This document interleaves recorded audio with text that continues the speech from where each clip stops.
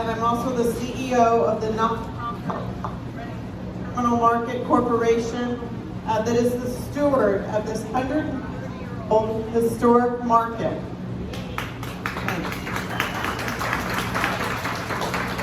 I'm sure, give this up, many of you grew up here, probably, and hope brought you here. Great to see you back. Boy, this is frustrating. Hopefully everyone can come in and get settled and have a really meaningful, wonderful night of presentation. Keep it brief. When Todd asked to come here, and we're thrilled to have you. Important subject. I'll just share that every morning, and I'll probably get emotional. First thing I do, I look at my phone, unfortunately, like many people do, to see what happened in the city last night. Where was the violence? And I pray that it wasn't one of my employees, because that's the world we're in. And unfortunately, it has touched their families. In the 2.5 years I've been here, I can probably think of 6 different issues where family members of my team were impacted by gun violence. So let's hope we can have some great conversations with some people who really know. And I'd like to pass the mic to Todd. But welcome everyone. As I said, we're thrilled to have you back after 3 years of having this conversation virtually.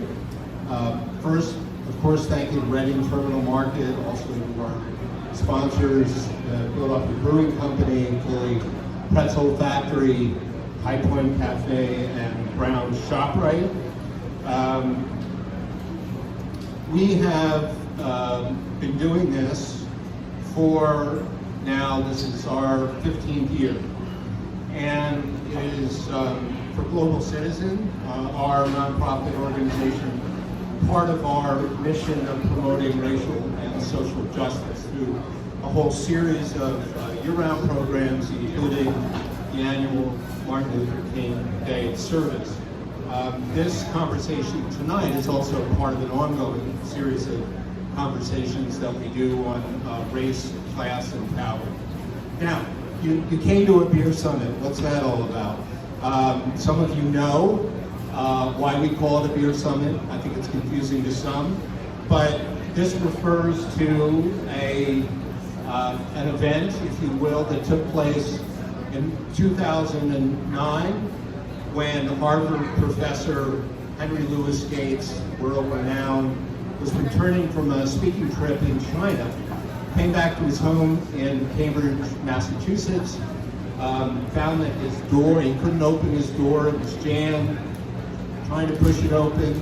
I should mention Professor Gates is black.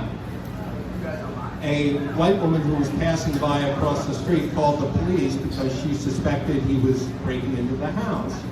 The police, the Cambridge police, responded. Professor Gates tried to explain what the situation was, provided his identification, but subsequently he was arrested.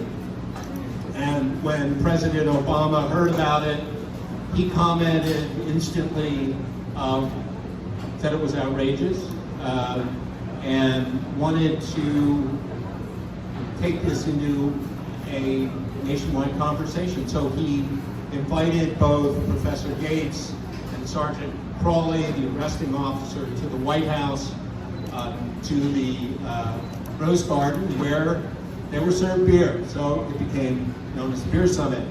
We at Global Citizen decided that while the eyes of the nation were transfixed on this event at the White House, we wanted to do our own Beer Summit to talk about racism and race relations in Philadelphia and across the country.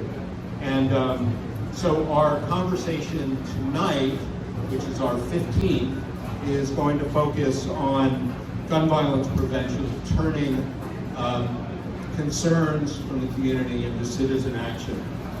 I also want to thank the Mural Arts Program for those. Did any of you participate in the first part of this event outside? Great, with our partners from Mural Arts who do so much in the community to bring folks together And we were delighted to have them. Thanks, Kathy Harris and Kevin Brown, for your work, and we want to continue this work with you on this project.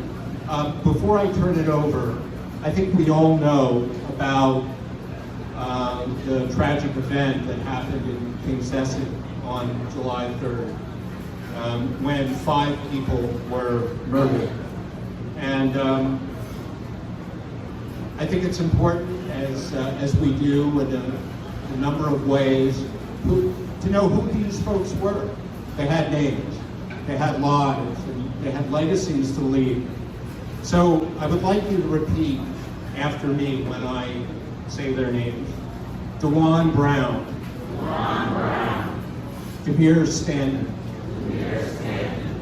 Joseph Wama Jr. Ralph Morales. And Lashid Merritt. Thank you. We have very limited time, as you know, but I just want to hear from all of you, because many of you have loved ones who have been killed in gun violence. You may have a friend, you may have a family member, or you may know of someone in this movement who has been killed. And I would just like to hear from 10 people. If you would raise your hand, say the name of that person, and then have everyone repeat it. Yes, sir.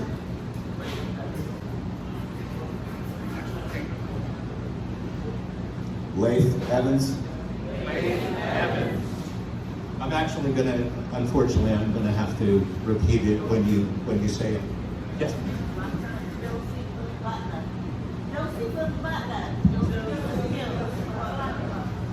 I'm having problems hearing, but it's your son. Say it loud. Josephus Butler. My friend Ken Gillott. Zachariah Owen July, my son, 19. Zachariah Owen July. Anyone else? Yes, sir. Say it louder. Thank you. Yes, sir. Say it loud. Lamar.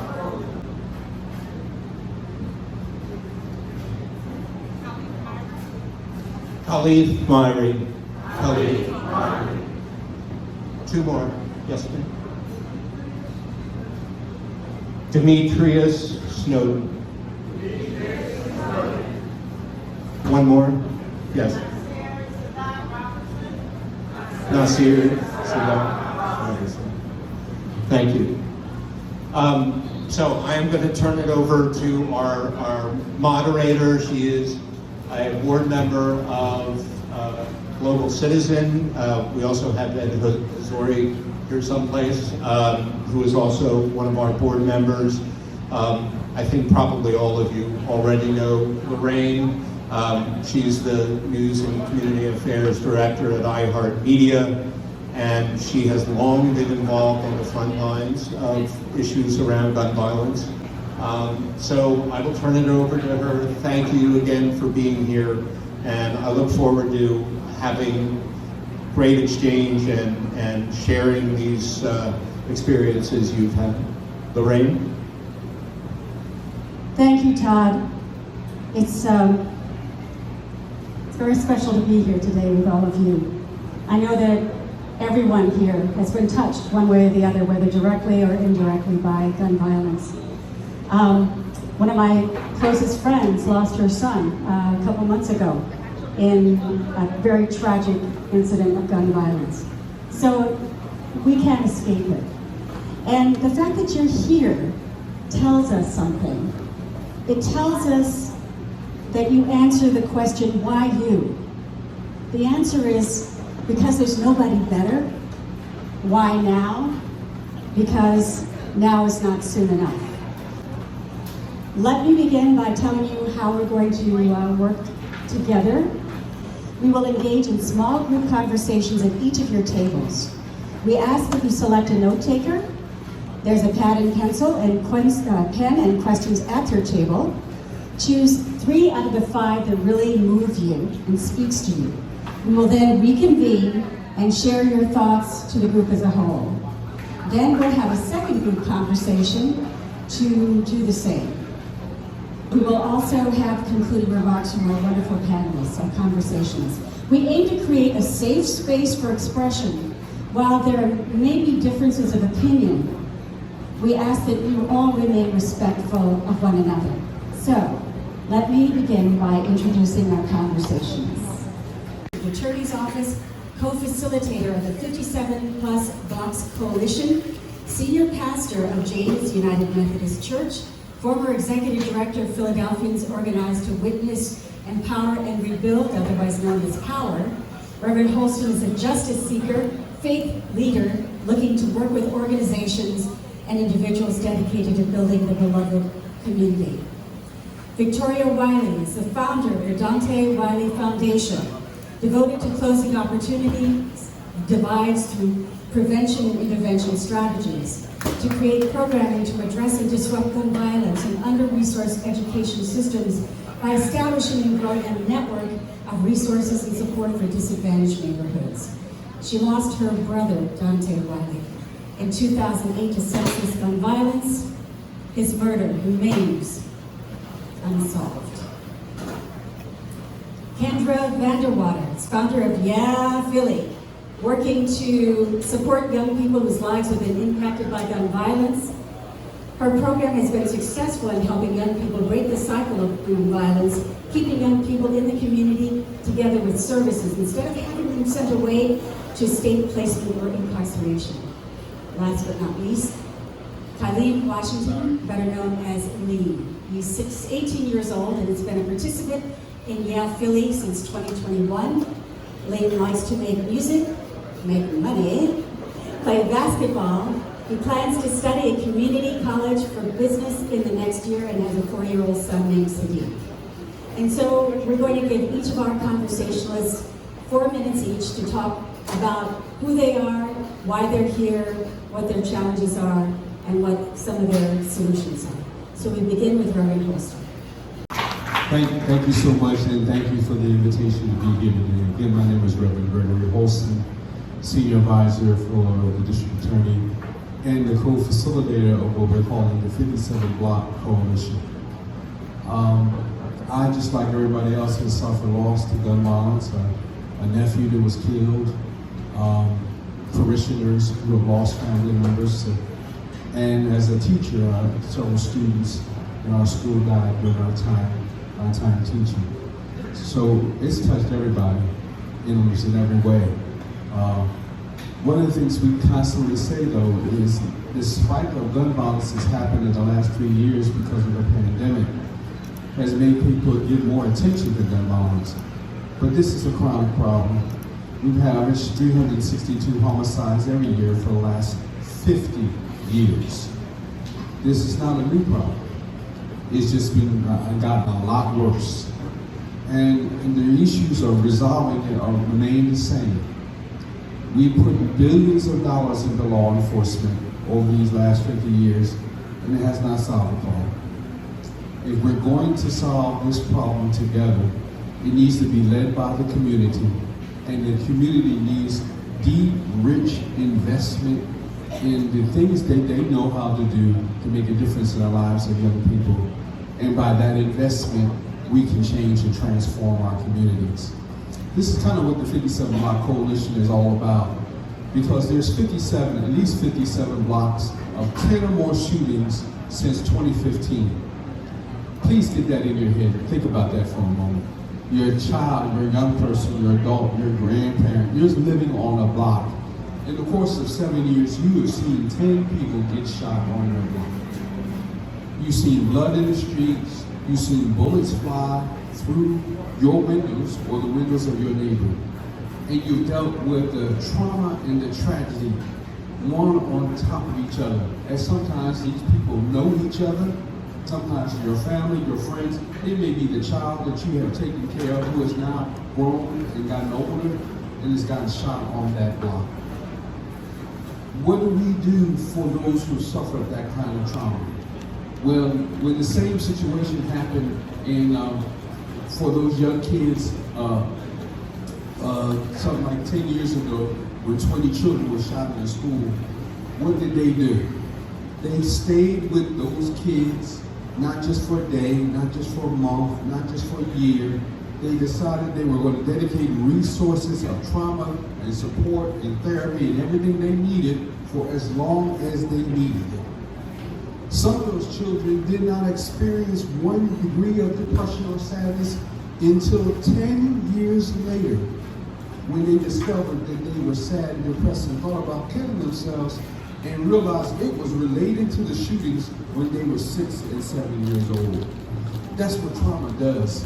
It affects you years later and you don't know it. And that's what's happening in our communities right now, in these 57 blocks, in these communities where we've taken a half mile, quarter mile radius around each one of those blocks and found out that 30% of all the homicides during this time period happened in those areas. Doesn't it make sense that we would take all of our expertise and all of our knowledge of how we prevent gun violence and pour resources into those areas? Doesn't it make sense that we make sure that every school is well taken care of, every trauma service is needed, every block had every trauma program necessary, that we had all kinds of credible messengers who would be in those communities, that we would have workforce development, we would have restorative justice, we would have everything we know that works, non-law enforcement ways of actually preventing and solving violence. But we have not done it. We have not done that. And we have, as this coalition has come together over these last 18 months, gone to our politicians to make this argument, and they all applaud and say how wonderful it is. It makes a lot of sense. And then when it's time to say, we need at least $100 million for this, they turn their face, they turn away. So I'm standing here to say this. I guess this means my time is up. And as a preacher, I know when the person gets up, it's your time is up. But I just want to be here with you all today to share this. We can solve this together. We can make a difference.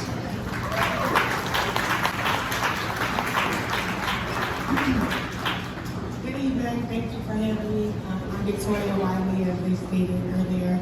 I'm the founder of the Dante Wiley Foundation, a nonprofit organization I started in honor of my brother in 2008. So I graduated high school June 13th and June 17th. My brother was murdered. I was preparing to go to college. June 25th, I put my brother in the ground. June 30th, I went away to college. So my life for the last 15 years has been making sure his legacy lived on. So why did I do this? I went to, like Bro Hussein just talked about, grief and trauma and pain doesn't hit us right when it happens, right? So I worked myself to no end. I was always an overachiever. I always had good grades. Me and my brother were best friends. So I got to college and I found myself drowning in my books. So I would avoid people. I didn't want to be around people. And I didn't understand it because I'm typically a social person. And I realized it was the grief, it was the pain. And I wanted to do something to deal with that. And I started by doing something around Christmas because my brother loved the holiday time. So I did a toy drive, and from there, the nonprofit took off. And just to add to some of the things that we talked about, so fast forward, I graduated college, got my master's, got another master's, and I became an educator. And I felt that I was going to make the investment into young people in the classroom because that is where we are failing young people. Philadelphia is one of the poorest big cities in the country, and we all know that deep-rooted poverty results into violence, and that is another reason why we're seeing the level of gun violence that we're seeing in our city. So I wanted to tackle gun violence from a practitioner, educator standpoint. I went to school and became a teacher. And I wanted to model for young people what turning pain into purpose looked like. You do not have to be a product of your environment. I grew up in South Philadelphia. My parents were poor. I'm an Ivy League graduate today. So if I can do it, very much they can, right? There's nothing special about me, just a little hard work and dedication. So I did that. But one of the initiatives that I'm most proud about is our Wolf family. And two of the guys from the Wolf family are in the back. Could y'all wave your hands? Both of these, and I'm putting them on the spot, I know, I'm sorry. But this initiative I'm really, really proud about because it is really what the mission of my organization is to collectively heal together, right? We're bringing survivors of gun violence, perpetrators of violence, and community together to heal. So these two gentlemen are in our Wolf Family group, and that is a survivor support group for people who are left with paralysis as a result of being shot. We talk a lot about the people who have died, but we don't talk about the countless shooting victims who are now thinking about revenge or someone thinking about killing them the next time. So I do work with them because I don't want more perpetrators. I want more survivors doing the work to stop the violence.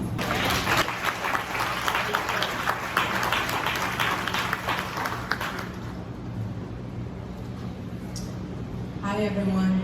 My name is Kendra Vanderwater. Thank you for having us tonight.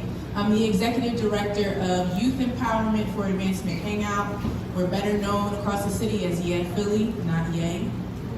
Y'all like to call us Yay, but it's Yeah. So I'm gonna correct you every time. We work in West and Southwest Philly with young people ages 15 to 24 who are impacted by violence. And a lot of the things that we do, why we get into this work, I come from working for the city, I come from working for systems, the White House, the Department of Justice, all these places that people think are very amazing and they are not. I started Yeah Philly as a co-founder, other co-founders in the audience, James, but we started Yeah Philly because I got tired of working at places that say they do things that they don't, to serve the people that they're here to do things for, they don't. So a lot of our work, we focus on investment. We know that violence is directly related to poverty, to investment, to opportunity. So what we do is we have a core focus, we have a court program where young people who are charged with a violent crime, they come to us. By the time they come to us, they've already been in the system since they were like 12 and 13 years old. So imagine people coming over and over, cycling in and out, house arrests, same old, same old. And we start helping them with opportunities and intensive advocacy. The advocacy is the biggest part. We stand independent from systems. If you cause harm to people, we do not care who you are. We give people skills and jobs, pay for trade schools. Whatever young people say that they need, we work to invest in them. We are very small and we've grown really rapidly. We're pretty new since 2019. And we have a budget of almost $3 million now because the things that we do work. It works. And so the challenges I'll talk about, we're controversial because we stand up to the court system a lot. We stand up to police officers a lot. And when I say advocacy, I really mean speaking with young people and empowering young people to ask for what they need and tell people that they need to be a part of their journey through the court system. And they know what they need. So we believe in if people have their basic needs met, there would be less violence. If neighborhoods looked different, there would be less violence. We know that the government does not invest money in our communities, does not invest money in our people. And so we exist as a nonprofit, and I hate that we're a nonprofit, but we exist to show that you need to be investing money in people. And so even if you don't receive intensive services from us, every young person that comes to us, they're invested $10,000 per young person. If they receive intensive services, it's about $26,000 a year that we're investing in young people.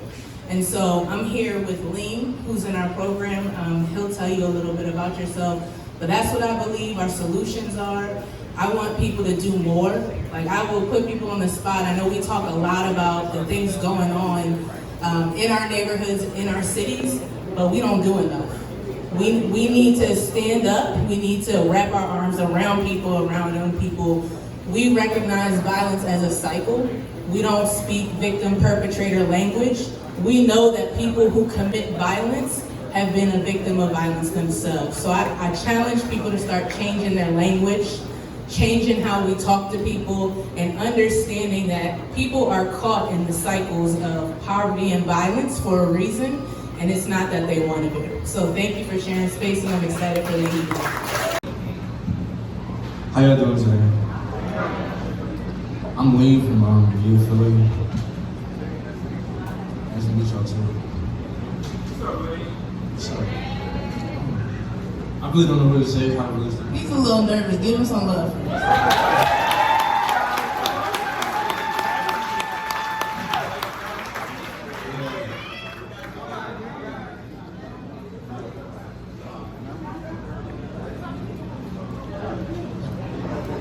What I do,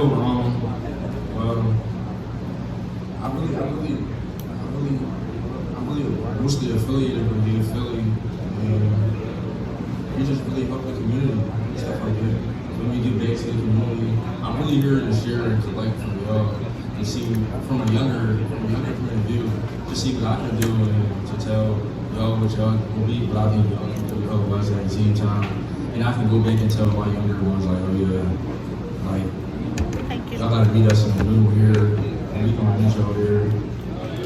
Just so the community can be a safer place and stuff like that for the young kids.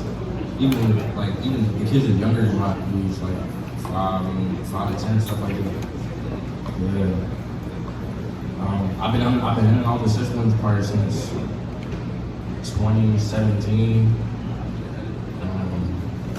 I just recently came home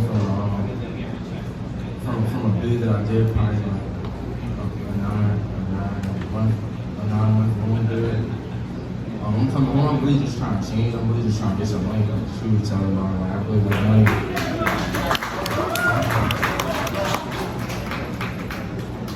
But yeah, like, gun violence really impacted me. Like, I can't really lie to you. Like, it saved my life and it hurt me at the same time.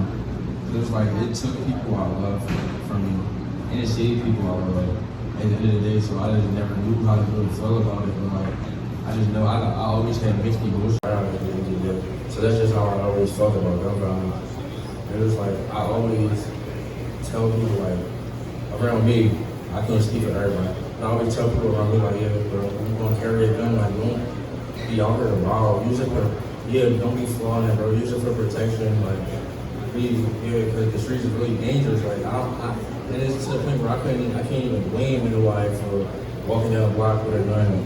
Because I'm like, all right, you don't know what's going to happen at that 1 minute scan of you walking down the block. We here today, we going tomorrow. So I'm like, all right, like, I think that's the exception for me. Not a lot of people like that. They're like, oh, why you got a gun? Or why you got this? Why you got to do that? That's how we learn to survive when we were younger. So it was like we adapted to our environment. After we adapted to our environment, it was like there was no changing it. It was like some people like you track, some people just want to stick to tracking for the rest of their life. If you do this, some people want to do this for the rest of their life. But it's like, all right, it's always that one person that's trying to do something. Like you trying to make it out the hood and show everybody else from the hood. Like, yeah, bro, you can make it out too. Yeah, you could track. If you could track, you could sell a car. You feel me? If you could sell drugs, you could sell anything in the world.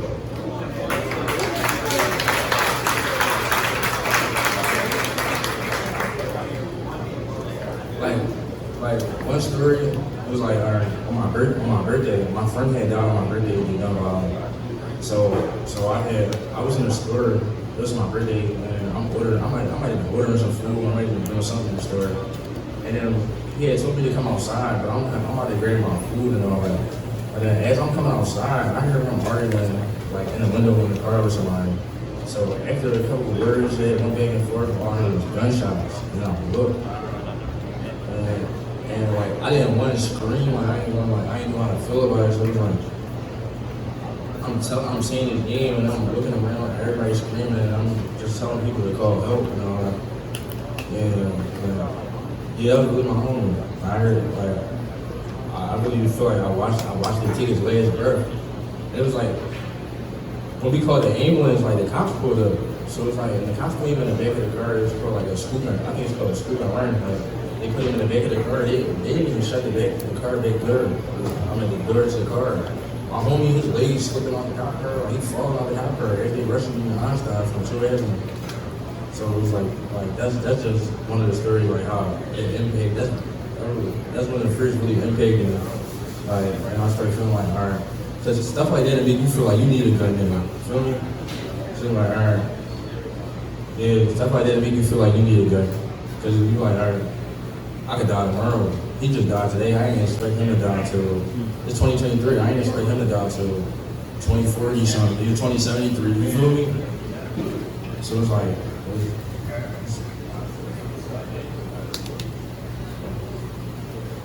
Yeah, like ways to make stuff like that better, like trauma dealing with PTSD from gun violence and stuff like that. We just really need like more therapy. Like when I say therapy, I don't mean we need people talking to us that can't relate to us. You know what I mean? Because you can talk to somebody, you can give them advice, but they don't relate to you. You just getting paid off for you giving them your advice. You feel me? But like I want to, like if I was going to go to therapy today, or if anybody at my age is going to go to therapy today, they want to talk to somebody they can relate to, and they can feel like somebody that they feel like can keep a secret. You know what I mean? Other than that, I don't even think therapy would be necessary if it couldn't be like that for us.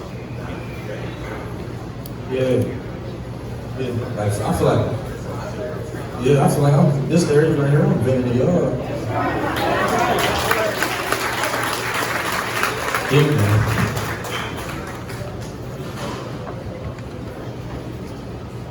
Let's give Liam a big round of applause because we need to hear your voice. Your voice is so important to us. And we're just all taking it in, so thank you for sharing. Now we're going to alter things just a little bit because of the time frame. So instead of having 2 separate sessions, we're going to combine it into one. The list of questions. Try to decide amongst yourselves some of the top questions that you want to add to answer, to have a discussion about. But also make sure that one of those things includes solutions from your point of view, okay? So choose some of the questions that are on there, but make sure that among the last things that you share, choose a solution conversation from the second group of questions, okay? So we're going to take, I guess, 15 or 20 minutes. So we're going to ask, yes, you got a question? You need the questions? Okay, we're going to bring those questions to you. Anyone else need the questions? Someone else needs questions over here? Oh, there's some questions. Okay. Make sure that one of you is a note taker so that you can keep track of what the responses are. And then we're actually going to ask some of our conversations to join one of the tables here. All right, so we're going to get going and start talking amongst yourselves.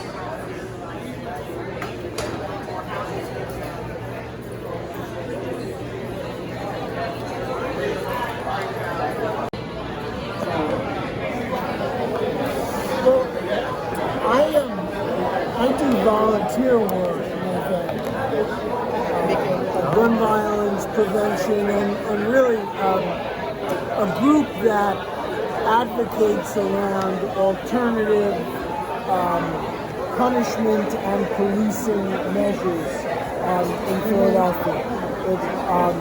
Power Live Free is really the main group, and then along with that, I also work with a coalition specifically around emergent non-police emergency crisis response.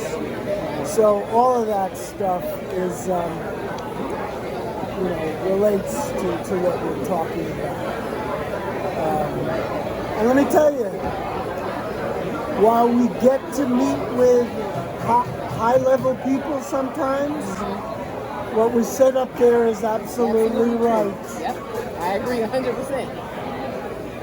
And I'm just going to speak. I came here tonight, one, because, I follow Global Citizens, but when I heard that Kendra was going to be here. My sons were actually a part of her program in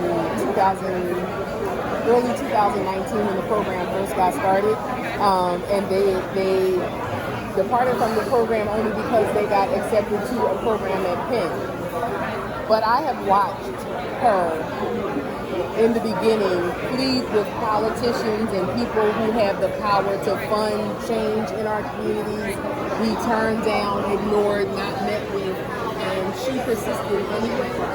And the program, like she said, is an awesome program, and those same politicians are now knocking on her door to partner with her. And so I came tonight in support of her and others that were speaking, but also I wanted to hear what some alternative solutions to government giving millions of dollars to organizations just because those organizations have always gotten the millions of dollars, but to date have done nothing substantial with those dollars.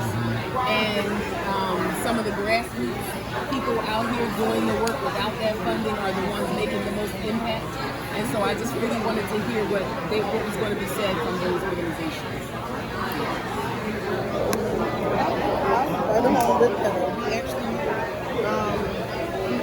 I'm an outreach director with her. She has a nonprofit global thinking initiative, and we would like to change we would like to start by helping out the young men. Like, education is key. You know, I don't want to get the code wrong, so I'm not even going to start it. But I think lacking education, lack of young men, quality education, young men not being able to fill out for their own birth certificates, don't even know the process. You know, it's not just, they're not just impoverished by their community. It's not just about money. They're also poor education, so it's the mindset, you know, it's the literacy. Because, you know, we say they have to change their mindset. Like, if you, just your perspective, it's so dark, so negative, that even if you try to help them, I've been in communities myself where I tried to help young women, and they looked at me and called me despair. They make me feel less than because I'm trying to give them a positive solution to their situation, and they're looking at me like something's wrong with me because I'm not with the program. They're stuck in this mindset, and it's so hard. It's so deep, like Kendra was saying. It's so deeply rooted that before we even get to the police system, we need to start there. We need to start with the minds of young kids. So we just started training truckers and giving children, taking them out to, like, you know, Barton Garden, we took them kayaking, John Hines, let them see the beauty of the city, beauty of the, you know, nature. You know, it starts here. It starts with changing the mindset. Let me just touch on something that she's talking about when she said she didn't have the words for it. I have the words. She's talking about illiteracy. So while Philadelphia is one of the biggest poorest cities, we also have a huge rate. 75% of adults in the city of Philadelphia are just functionally literate, right? And then you have a population of young people who are either pushed out of school, have dropped out of school, and they are illiterate. Like, they literally cannot read. If you cannot read, you cannot write. If you can't do any of those things, you can't fill out a job application, you can't fill out for a birth certificate, a social security card, a state ID. You cannot get a job without any of those things. You can't even fill out an application for any social services. And so when you have those barriers, nobody's really checking for a 16-year-old to a 24-year-old who can't read or they're not going to school. Nobody's checking for them in the city of Philadelphia. So the alternative to that is to survive. And unfortunately, to survive when you have those situations, sometimes the way that you survive is through gun violence, because you may have to stick somebody up to feed your family, or you may have to rob a store to get something to eat. It's not that these young people are choosing to do it voluntarily, it's because they are trying to survive. And people are not addressing they are not paying enough attention to the fact that the education in this city is horrendous, it's criminal. The way that kids are educated in the city of Philadelphia is a crime. And push through. Yes, and absolutely push through. I can hear that's my team reading, but I'm a teacher, so if I need you to give me A because it looks better on my resume or it looks better for me, so that I can get this job, I'm going to push your little kindergartner straight through the first grade. I don't care if the child can't read. And then the next teacher is going to do that, and the next following teacher, because I need a paycheck. I can care less about you. You know, my friend works. My friend works, well, I'm going to tell you something. She works in the public school system in Philadelphia. And as she's sitting there breaking down crying about some little kids, she teaches kindergarten, and she's talking about their behavior. This is what really impacts her because your 5 or 6 year old should not be coming in there acting and betraying as if they're a teenager or they're an adult. So, you know, behaviors as an adult. And she's crying, she's upset because she wants the best for them. And the teacher said, you just better sit back and collect the check. Go ahead, that's what I'm here for, is the check. Because you can't change these kids. She's 5 or 6. 3 months of a regular routine that you're helping that child can change it. Can change their perspective. You had that child for, what, 8 hours? 10 hours in a day? I don't know how many hours. More than a month. So what you do counts as a teacher. So if we have teachers who don't care, I don't care about your behavior. I'm gonna laugh and I'm a joke with you too because I can care less. At the end of the day, I'm collecting the check. I'm a teacher and I work with, exactly the kids we're talking about. And I'm in South Jersey, so the kids are coming from Camden, they're coming from the suburbs of New York on the Jersey side, and they're coming down to the school where I work in South Jersey. And our whole educational program is based about vocational experiences, about teaching job skills.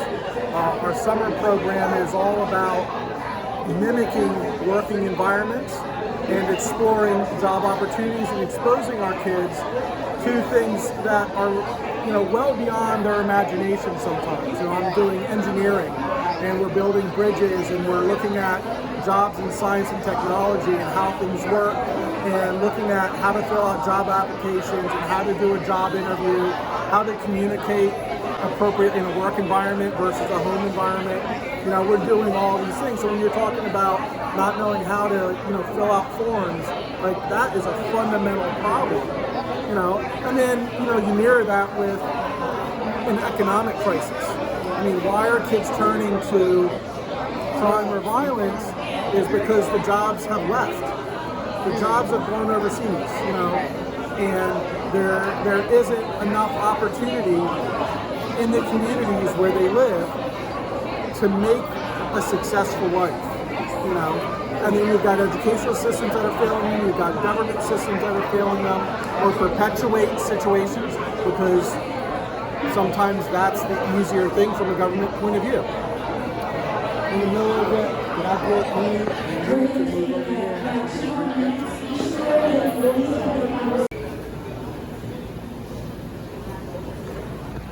I've been doing this work for 30 or 40 years. And when I asked this brother right here about the Philadelphia, that money being left over, and what is the reason why they're left over? No, that is a problem in itself. If you're supposed to be helping these people, there should never be no money left over. How is there ever money left over in any of these organizations that are helping people? That is part of what the group has to share. That's part of what the group has to share. That's why we come here. I don't come here for a kumbaya. This is not a kumbaya issue to me. It's not a kumbaya issue to me. So when I hear that there's money left over, millions of dollars, and we have all these kids running down the street, killing, stealing, shooting, and he's telling me that there's a reason that there's millions left. I don't want to hear that because there's plenty of nonprofits that's fighting every day, writing a million grants, trying to get money to do the work that they do. So I don't want to hear from people who's in this field telling me that that's why there's money left over. That's problematic. So that was one of the things in your paper, wasn't it? About money. Okay, it's always about the money. It's always about the money. All right, you're not wrong.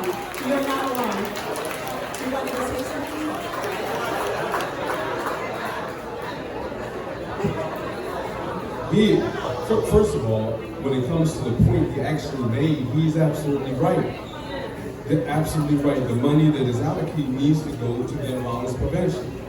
What I was trying to say to him is that some groups who are supposed to get some money said, hold off, we need some more time to make sure we do it right.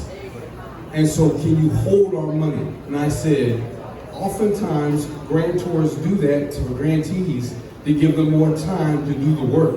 It was the choice of the group who said, I want to come back later. It was not the politicians saying that you don't have money. But the point he made is true. We only allocate $20 million to community gun violence prevention organizations. We spend $1 billion on law enforcement in this city every year. $20 million for prevention, $1 billion for law enforcement. Do you think that's equitable? Do you think that's fair? We need to spend more on community-based organizations like Kendra and like others right here, right now, to make the difference. So I agree with you, brother, but you never let me really clarify what I was trying to say. So I don't know where the gentleman went, but thank you. So if you get to know me, you will know that that is my approach. I am not for the sweet answer or what sounds good. It is absolutely unacceptable for any money to be left on the table. But let's talk about the other side of this. There is a lot of money being allocated to organizations who are not doing what they need to do. So I very much would rather the money be put back in the pot for somebody who's doing the real work than for you to waste the money. So there is no answer for why, but I think it is big of an organization to say we aren't at the place to take this money. We don't have the capacity to do what you want us to do with this money. Like I said, this is too busy to be sitting around waiting for somebody to come up to capacity and want to do something. There are thousands of organizations that do have the capacity to do something. Agreed. And that's exactly what I'm saying. That's what I'm saying. That's exactly what I'm saying. We do not disagree. Thank you. Thank you. We're with you, my brother. We are with you. And thank you for that. We appreciate you sharing that.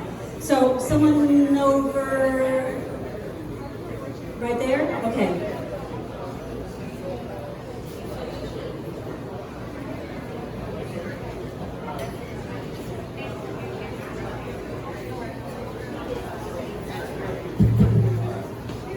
Hello everybody, good evening. How y'all doing? My name is Armstead Harris III. I represent CCIP, Eddie's House, Cornerstone. Pretty much, I understand what everybody is looking for right now, and I understand what's being said right now. But one of the main things is that our children right now is having the biggest problem in their lives because of the fact they don't have nothing to do. Being the old heads, we go to the young boys and tell them like, yo, chill out, cuz, like you tripping. But we don't have nothing to give them after the fact. What are the preventative measures? What are they? We can talk about how much money we got in front of us, we can talk about how much money the city giving out, but what are you actually doing right now in this moment to get the job done? We talk about people getting money but not doing the job. I don't need money to do my job. My brothers don't need money to do their job. And I know y'all don't need money to do your job. Get the job done. Point blank and period. Now, for the young boys, you know we got the ones from 12 to like 16 years old. Yeah, we can reach them a little bit. I always know what the question is like, damn, what do we do about the 18-year-olds? They the ones that's out here moving around, what do we do about them? Does anybody know that after the age of 16 years old, these kids can be getting paid $60,000 a year just to fly drones around? Is that type of information being put out in our neighborhoods, inside the 18th district, inside the 19th district, inside the 12th district, inside the 16th district? Well, about all these little districts where we're having the most problems at, is this information put out? They got gaming leagues that they claim are Philadelphia-based, not in Philadelphia. So if y'all talking about where we need to be spending money at, or y'all talking about spending money, pay attention to where the problem is. Stop sitting here looking for people that are out there in the mix and show up to these meetings and pull up out there where they at. If you meet them where they at, they gonna respect you different. If you sit there right next to them and you help them build something, and we all know as adults, when you build something, you respect it different. I have a skill that I built myself and I respect it differently. That's the reason why I coach it the way I do. It's no way impossible that we can't go out here and get this thing done. It's enough of us in the room. Thank you so much. Appreciate it. Someone over on this side, yes.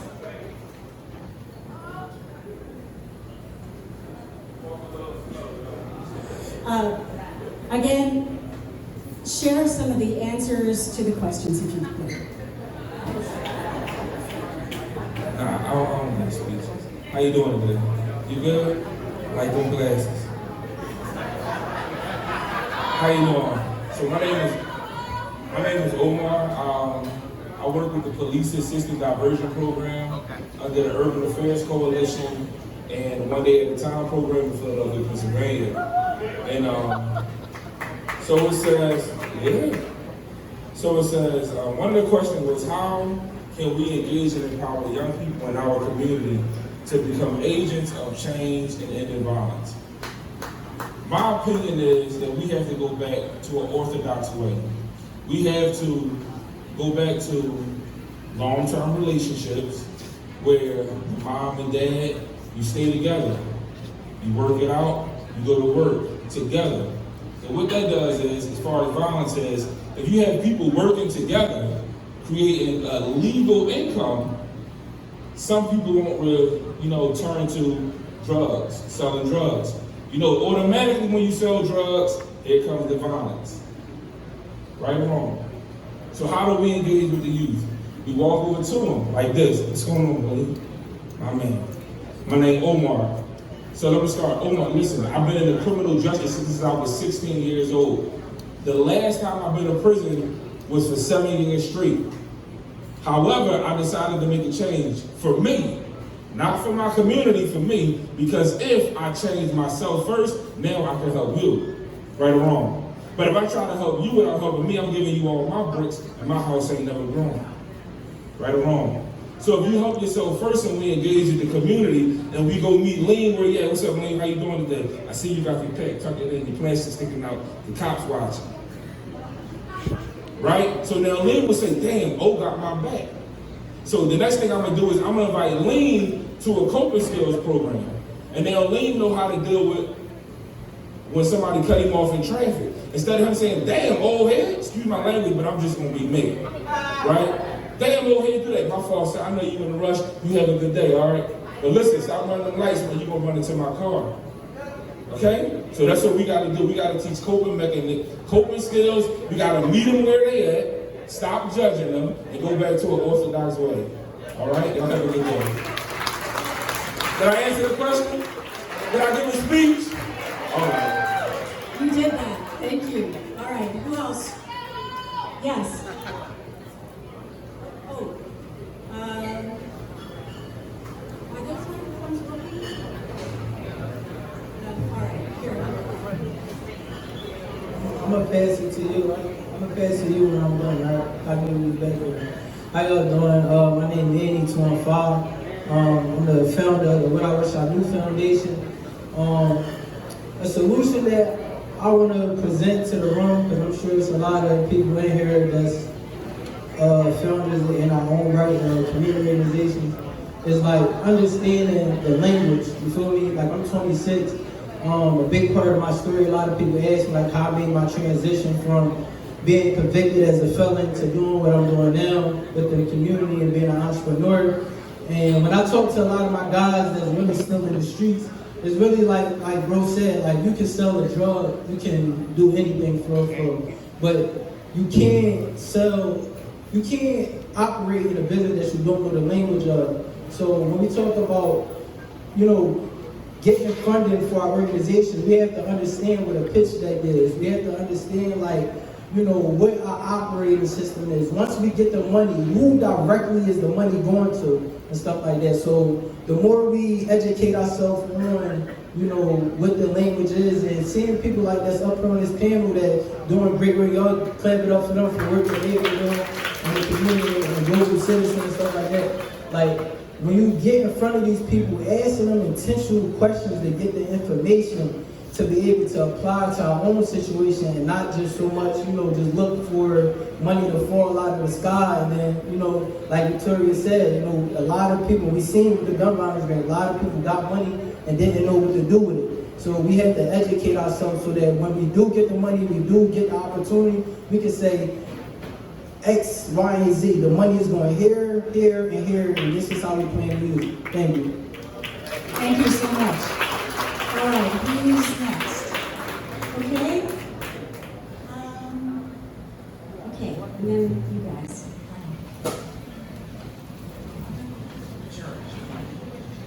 Hi, everybody. So we had a whole bunch of things, so I'm going to make it really, really short and brief and right to the point. Engaged parents is part of the solution. And it goes back to traditional families and also non-traditional families.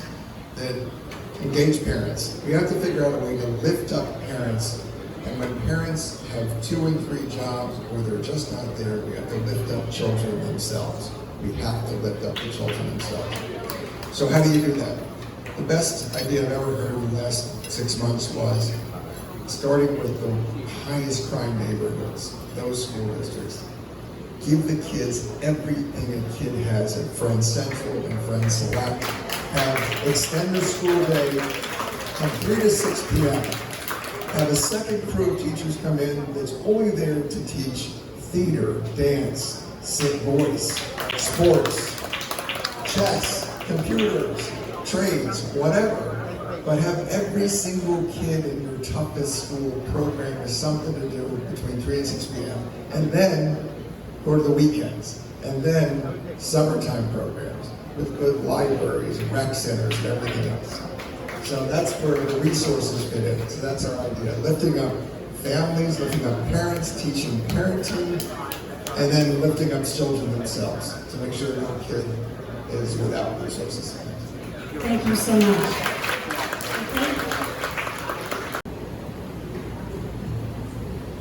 Yes, so my name is Laura, and our table is back there. And one thing that was really interesting is that one of our table mates was saying that she lives in the county and she felt disconnected to our situation here in Philly. And she wanted to come in and see what she could do to be more integrated with our community here in Philly. So I thought that was interesting. That was someone that someone said. Also, one of our other table mates said that he grew up with violence and that it seemed normalized to him. And he really opened up to us and was very honest, so I really appreciate that as well.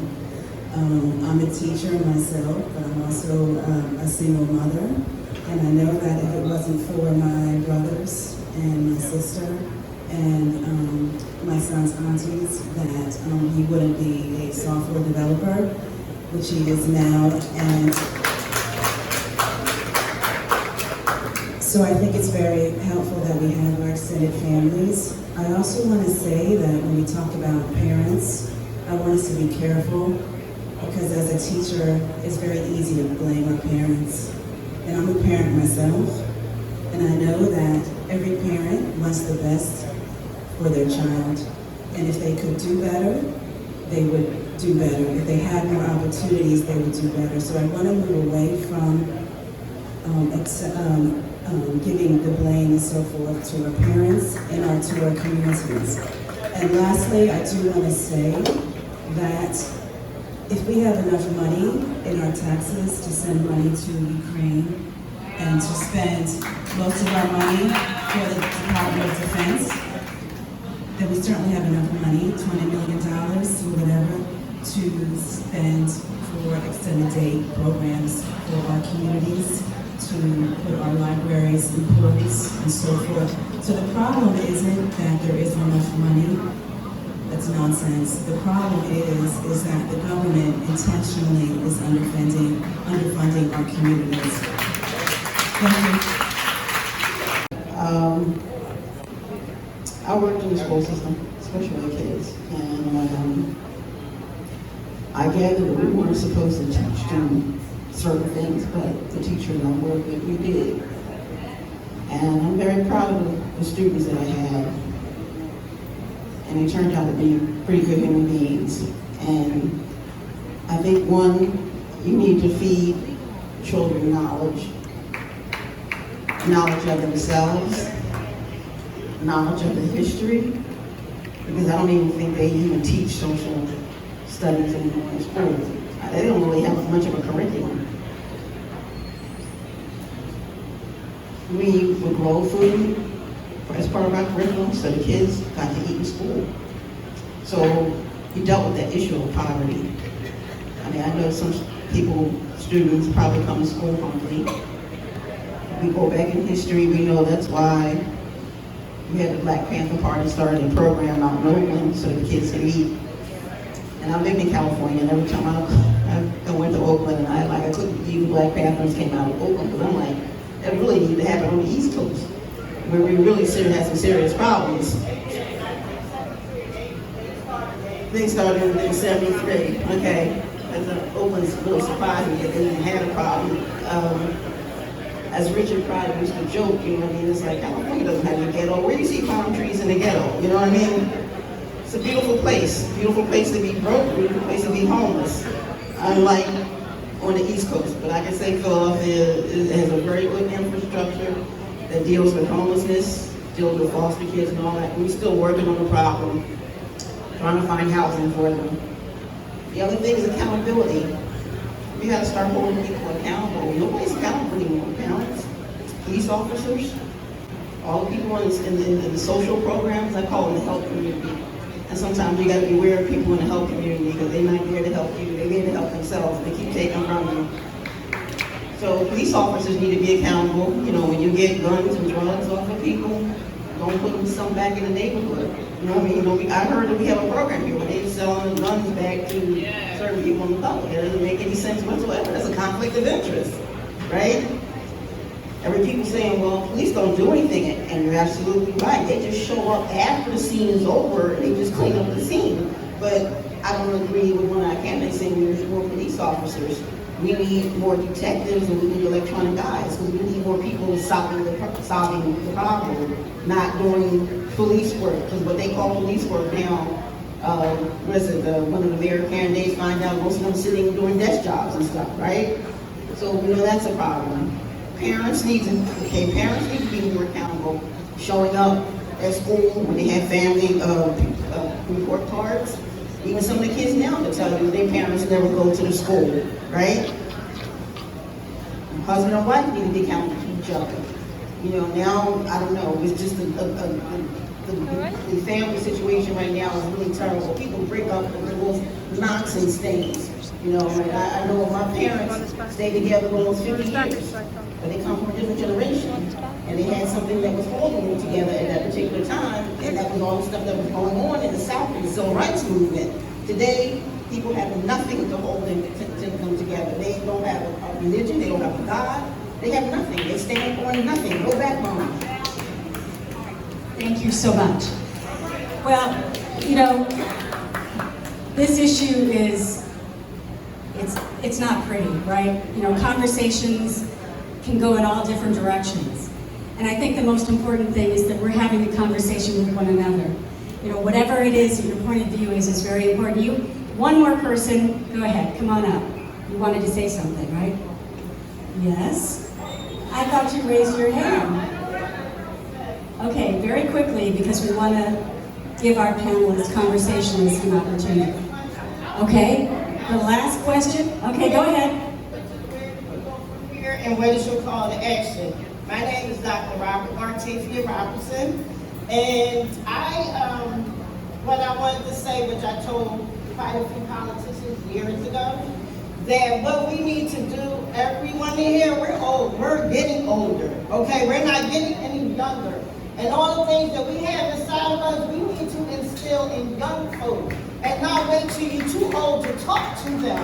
Talk to them now. Tell them exactly what you're saying. See, I can relate to what you're saying about the Black Panther Party and all that because I grew up under those. I grew under them. My sister, my family, my aunts, my uncles. So I carry that torch with me. And I pass it to my children, my grandchildren, my great-grandchildren, my nieces, cousins, whoever. I'm a building substitute, and people say, why are you a building substitute? You're a doctor. I could go to a university, I could go anywhere, okay, because I wear many hats. But I choose to go to a school, an elementary school, pre-K to 8th, so I could reach every one of those children. So from November to June, I touch every grade, every student that's in that school. And it's only to let them know that someone cares about them. It's not always whether or not you pass that test or whether or not you have breakfast. It's somebody they see every day and they know they care about them. They're not saying, oh, your shoes dirty, your clothes dirty. We need your mother. You be the mother. Okay? And all I'm asking is that you instill what's inside of you, what I call it passing the baton. Because we're not going to be here forever. We're not. And we need to pass it on, not talk about it. And the thing about these groups, non-gun violence, all of that, all I see is hats and t-shirts. And I'm tired of that. So that's why I don't attend the meetings. I was voted out of an organization because of what I talk about. You know, and all I'm saying is that pass the baton. Pass it to them. Don't just sit around and say, oh, I got this, I'm the director, this and that. No, that's not important to me. What's important is that you go out there and these daycares right now, these summer camp programs, go there, visit them tomorrow. And you'll see a lot of kids that need your attention. The hell with, excuse me, with all the gun violence, but that's been here. Okay, we lost how much? 500 brothers back in the Vietnam War? We still fighting. This is a war here now. All right. Okay? This is war. We at war. And y'all need to know that. Suit up, battle with your knowledge. And reach out to every kid. And I'm telling you, 25 kids at a daycare, summer camp in the Northeast that need some of y'all attention. Doctor, thank you so much. Appreciate it. All right. Oh, okay, let's not start. Okay, thank you so much. I agree with almost all the comments here today. The focus of the 57 Block Coalition is not just on the individual level, it's on the systems level, the systems that have been set up to disinvest in our communities. This disinvestment started in the 1930s with redlining, which told banks that we're not guaranteeing, the government told banks we're not guaranteeing loans in black and brown communities. And therefore black and brown people couldn't get mortgages, couldn't get home improvement loans, couldn't build wealth because home ownership is the #1 way you build wealth. After almost 90 years of that, we have 7 generations. These same areas are the poorest areas in the city of Philadelphia with 50 to 60% poverty rates in some of these communities. That's what our children are experiencing. That's what Kendra's dealing with. The poverty of our young people.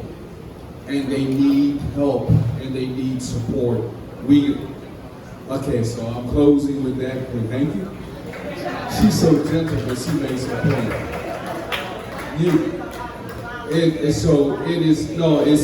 It's about the systems that have been in place and dismantling those systems.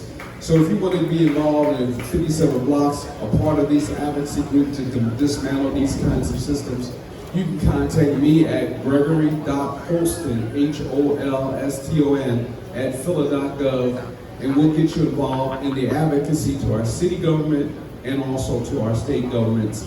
We can make a difference together. Thank you so much.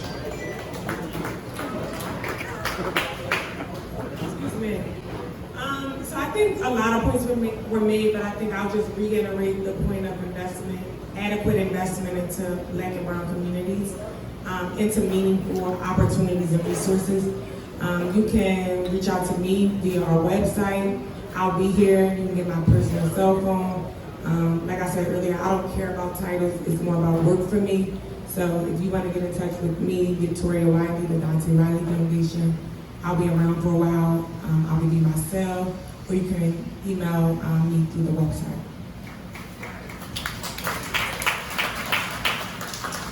I got three things. So I think about, we didn't really talk about race. We should have talked about that. But the first thing, I want to challenge people in their neighborhoods to get to know their neighbors and stop calling 911. We really have to start working on things with the people in our neighbors and our communities, because we can resolve things on our own, and 911 should not be called for half of the things that people call for. That's the one thing. 2, give your money to all these people. If you feel like you can't be a part of the movement, you can give your money, because it's important. And you see where people put their money, and your donations matter. For a lot of the organizations, it matters. 3, it's the hardest one. Stop taking money from these systems and stop trying to be a part of it, because they are racist and they do not care about us. In the same sentence, we can't say, we're trying to work better, but they're also racist, because they are intentionally doing these things. And there needs to be disruption, and people need to be about that life. So if people really want to make things happen by calling things out, being part of strategies, you are so welcome to do so, which is why we don't take money from them, because we can do what we want, and it doesn't matter. But you can feel free to contact us at yeahphilly.org, YEAHphilly.org. You can email us. You can sign up for our newsletter. We are a very radical organization. We are very controversial, and I'm here for it. So stand up, speak out. It's very important. I only got one thing for you, one thing only. Man, get each programs y'all money, man. Only the programs that's doing the right thing, though. I mean, if y'all feel like they ain't doing the right thing, don't give y'all money, man.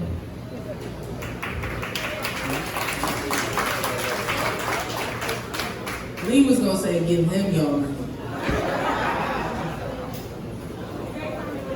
Well, we want to thank all of you for being here today. This is always the start of a conversation. Hopefully you got to know each other a little better, made some connections with one another, and found out more about these fine organizations and these amazing people.